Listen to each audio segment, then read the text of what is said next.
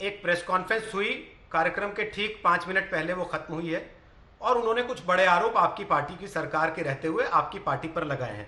आपने कहा सरस्वती शिशु मंदिर को सरकार पैसा देती है, आपने कहा वनवासी कल्याण आश्रम को सरकार पैसा देती है। उनका आरोप ऐसे कुछ और तमाम था। है रोहित उनका जी। आरोप था कि ये आपका पारिवारिक ट्रस्ट है गांधी परिवार का। सुन लीजिए ना, मेरा सवाल सुन लीजिए।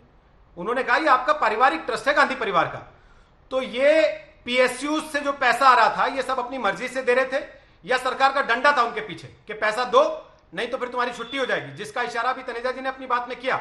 इसका जवाब दीजिए, उसके बाद फिर पेट्रोल डीजल पर ही बात होगी। इसका साक्ष्य दे दे तनेजा जी और उनके आका, तो मैं मान जाऊंगी। इसका क्या साक्ष्य है उनके पास?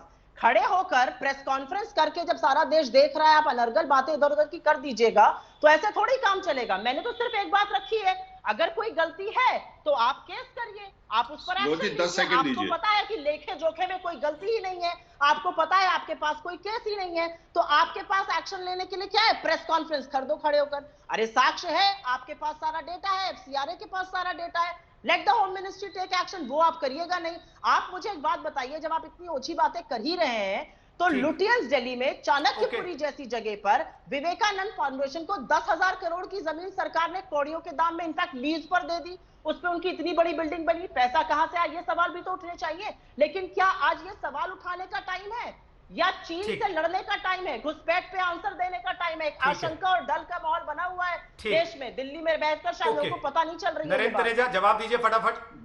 10 सेकंड। देखिए, जितनी भी charitable no profit no loss companies होती हैं, चैरिटेबल ऑर्गेनाइजेशंस होती हैं, ये सुप्रिया जी को बोलनी है नॉन स्टॉप इनसे करिए, चुप हुई है। इसका मतलब ये नहीं है कि आपको भाषण देने में लग गई। देखिए दूसरी बात ये है, दूसरी बात देखिए, मैं तो ऐसे बोलता नहीं हूं, आप बोलती रहिए। फिर अगर आप भूल गई है कैसे बहस की जाती है ना, तो अलग बात है। सुनिए, आपको मैंने सुना है धैर्य से। देखिए प्रश्न इस बात का है, आप चीन भी पहुंच गई, आप यहां भी पहुंच गई, वहां भी पहुंच गई, आप एक चीज भूल गई, क्या आपकी जो फाउंडेशन है वो पब्लिक की आम भाषा में, यूपी की भाषा में जिसको बोलते हैं बपौती है, वो आपके प्राइवेट ऑर्गेनाइजेशन है। उसकी तुलना किसी से नहीं की जा सकती। एक संस्था का नाम बताइए एनजीओ का जिसमें नेशनल बजट में पार्लियामेंट में खड़े होकर के उसको इतना बड़ा अमाउंट दिया गया हो। बताइए, एक संस्था का नाम लेके दिखा दीजिए। पब्लिक सेक्टर अंडरटेकिंग, मैं आपको नाम बताता हूं जिसका आपने कान पकड़े, मैं आपको उन लोगों को पेश कर दूंगा जिन लोगों के कान और हाथ मरोड़ के आप लोगों ने उनसे पैसा लिया। वो कौन सी ऑर्गेनाइजेशन थी जो विदेशों में भी है, कंपनियां भी हैं, जहां से आयात भी होता है, उसके बाद उसके लोगों के साथ आपने काम किया।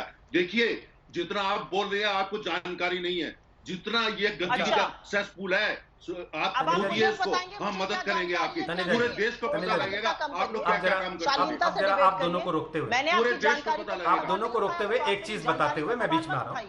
सुप्रिया एक सेकंड, सुप्रिया जी एक सेकंड। तनेजा जी आप भी, अब आप दोनों को रोकते हुए अपने दर्शकों को ये बताते हुए कि आज लगातार 21वां दिन है देश में जब पेट्रोल और डीजल के दाम बढ़ रहे हैं, लगातार बढ़ रहे हैं हर दिन, कभी 15 पैसे, कभी 20 पैसे, कभी 25 पैसे, कभी 14 पैसे। ये करते करते पेट्रोल डीजल दोनों के दाम 80 रुपए के पार, और 80 के दाम पर दोनों पेट्रोल डीजल जिनमें अंतर हुआ करता था देश की राजधानी में बराबर आज दिखने लगे। नरेंद्र तनेजा आप पेट्रोलियम एक्सपर्ट हैं, अब जरा मुझे यह बता दीजिए, आज साफ गोई से बताइएगा एकदम, क्या तैयारी है सरकार की कि 100 रुपए का बेचना पेट्रोल और डीजल? और अगर ये राजीव गांधी फाउंडेशन का घोटाला, जिसको आप घोटाला कह रहे हैं कि इन्होंने यहां से पैसा डाला, वहां से पैसा डाला, इधर से डाला, उधर से डाला, ये नहीं डाला होता इन्होंने, तो पेट्रोल डीजल सस्ता होता आज? नहीं, दो अलग विषय हैं रोहित जी। ये जो आप चर्चा कर रहे हैं पेट्रोल डीजल की गंभीर विषय है, बहुत गंभीर विषय। आप देखिए बीच में नॉन स्टॉप बोलती हैं, अगर ये बोलेंगे मैं चुप हो जाया करूंगा, फिर आप दर्शकों को इनकी मधुर आवाज सुनाइएगा। इनको लगता है इनकी आवाज बहुत मधुर है, सुनिए। पेट्रोल डीजल के नाम पे जवाब बहुत बहुत धन्यवाद। सुप्रिया, देखिए अनुराग जी, राघव और वाजपेयी के पास जाऊंगा, बोलिए। रोहित जी, प्रश्न ये है, क्या आज जो पेट्रोल डीजल की कीमतें पूरे देश में, और जिसकी मुख्य वजह, मैं कोई बात छुपा करके नहीं कर रहा, जिसकी मुख्य वजह यह है कि केंद्र सरकार के टैक्सेस भी हाई हैं, राज्य सरकारों के भाई दोनों के हाई हैं। राज्य सरकारों के बढ़े हुए टैक्सेस है और इसकी वजह से ज्यादा है। क्या ये तर्कसंगत है? जवाब है बिल्कुल नहीं है। क्या ये कीमतें ज्यादा है? बिल्कुल सही बात है, कीमतें ज्यादा हैं। क्या ऐसा कोई विकल्प है कि इनकी कीमत कम कर दी जाए, अर्थात राज्य सरकार भी टैक्सेस कम कर दें, केंद्र सरकार भी टैक्सेस कम कर दे, क्योंकि इसके अलावा और कोई तरीका नहीं है? क्या ये तरीका दोनों के पास उपलब्ध है? तमाम राज्य सरकारें, विभिन्न राजनीतिक दलों की, केंद्र सरकार, क्या ये संभव है? क्या ये ऑप्शन है? थोड़ा सोचा जा सकता है, थोड़ा विचार किया जा सकता है। क्या ऐसा ऑप्शन है जो बड़ी आसानी से हो सकता है? 31% रेवेन्यू जो है वो केंद्र सरकार का कम हुआ है, कई राज्य सरकारों का 35% कम है। ऐसे हालात में जबकि कोविड का मसला चल रहा है, चीन का मसला चल रहा है, कांग्रेस ने भी हमला बोल रखा भारत के ऊपर, ऐसे में क्या एक विकल्प है?